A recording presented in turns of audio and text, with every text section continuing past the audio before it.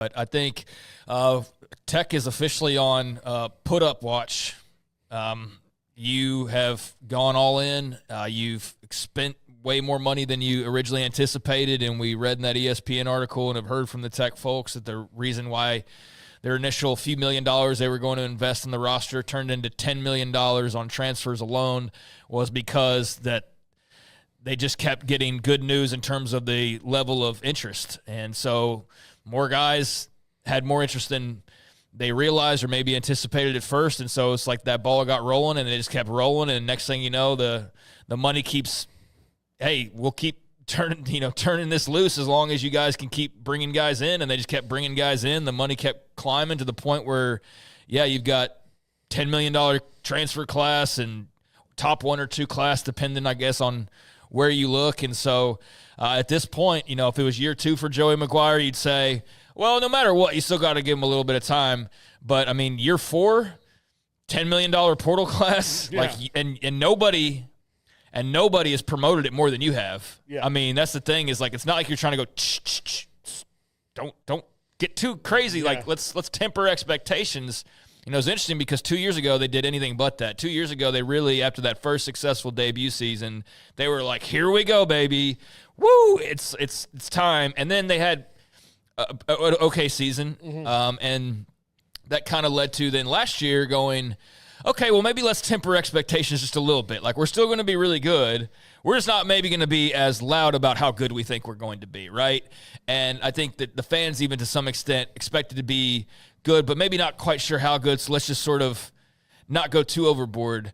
And then they had, a nice season again, and so he's been very solid. It's just that now you want to break through and you want to win 9-10, and you most of all want to win the Big 12, and then obviously that would get you into the playoff to win the ultimate prize potentially. So at this stage, Joey McGuire is on as cool of a seat as any seat that's been sitting outside for the last few hours. But the expectations, I think, have risen immensely because this isn't just old school college football develop. It takes time. Like, you're still developing, doing all those things. But now that you can bring in an edge rusher or 2 or 3 who are ready to play as soon as you unwrap them once they arrive in Lubbock, it's time to win now, man. So, yeah, they're not shying away from it. They're embracing it. And so this will be a very interesting offseason that, I mean, it's only February 13th. I can't imagine the level of hype by the time we actually get to games in September. It might not be – you might not be able to live up to it, quite frankly. But they're going to have a really good team, man, and I'm definitely putting them near the top of the list of most interesting storylines entering 2025, not just in the Big 12.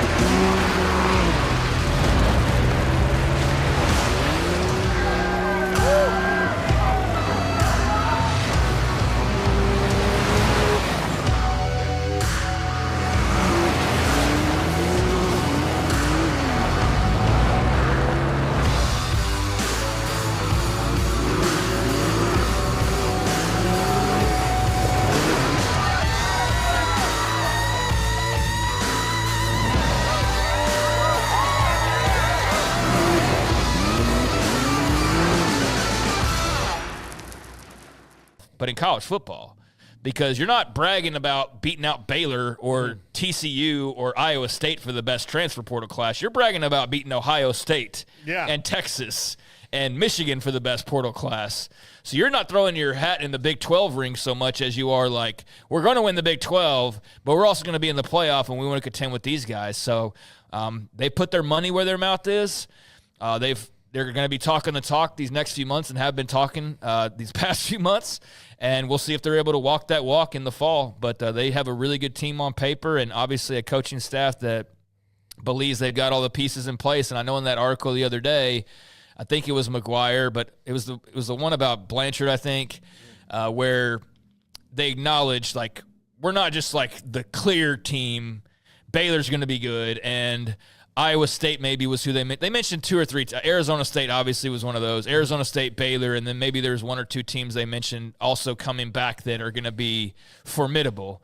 They're not just going to go on a cakewalk, but they've got a favorable early schedule. I mean, there's a lot of signs pointing to like this being you got the shot to line up for $100,000 and make the bucket. You know, you've been practicing for it. Like they've got this shot lined up, and so we'll see if they're able to knock it in when the time comes. But it's going to lead to a lot of hype, a lot of talk, and definitely a lot of exposure, which they've gotten these last few weeks. Yeah, absolutely. I'm very curious to see how it all fits together. Like the thing is that like they went heavy portal. Yes, it's got to fit together. They do have a base of people. Like they didn't build the whole roster out of the portal, so that's why I think it'll probably work. Right.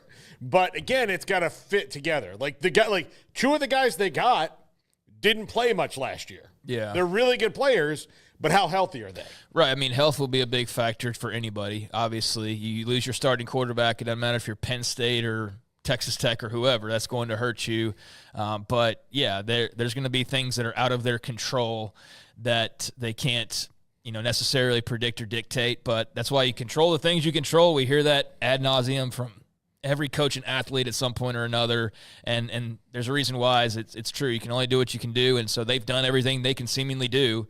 I did find it interesting. So they did talk to Carson Beck, huh? Mm-hmm. I knew they did. Yeah. And you know why I knew they did? Because I don't think that Baron Morton's like the end-all, be-all quarterback, and I'm not trying to like knock him, but I believed it when the time came. And granted, Pete said it lasted for a few hours because obviously Carson Beck signed with Miami like the day after that. But I'd fully believed it, and it wasn't like a knock on Baron Morton or anything, but I mean, if you're out here spending all this money trying to go win a championship, you wouldn't look to upgrade at quarterback? Like, I'm sorry, dude, but he's not like the best quarterback in the Big 12 next year. He's might not even be – I mean, I don't want to just throw something out there, but I don't even know what he is top-wise in the league next year. So I absolutely believe that they at least kicked the tires on it. Whether it ever got serious, it doesn't really matter. But I'm glad that Pete could at least comment on that part of it, and that was some good love for Texas Tech that he had. So enjoy it, drink it up, Red Raiders fans, and just hope that it, ultimately results in the end game that you want it to. But they're definitely all in. Yeah, I'm gonna in the break. I'm gonna write down the quarterbacks in the Big 12, and say, I'll put them in tier. I don't think the Big 12 – I think Sam Leavitt right now is number 1. He'll be everybody's first-team preseason guy, yeah. But I'm going to put them in tiers, and I'll see what tier I put them in. Yeah, my whole thing with that was it wasn't even trying to knock the young man. It was more that just to strip the names off people, like, could you get better here? Yes, you can. And so that's why when I heard the Carson Beck stuff, I was like, yeah, I can believe that. I can believe that you were looking to possibly get better there. But it doesn't matter.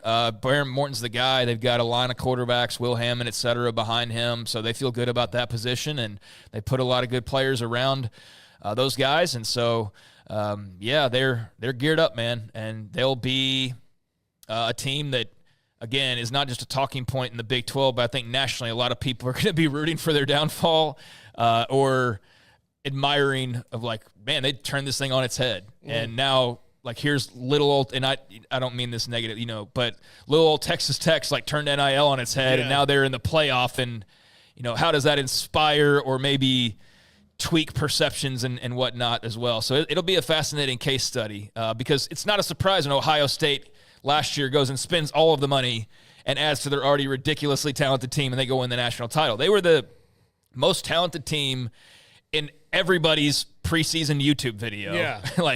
And a lot of people's preseason national champion prediction.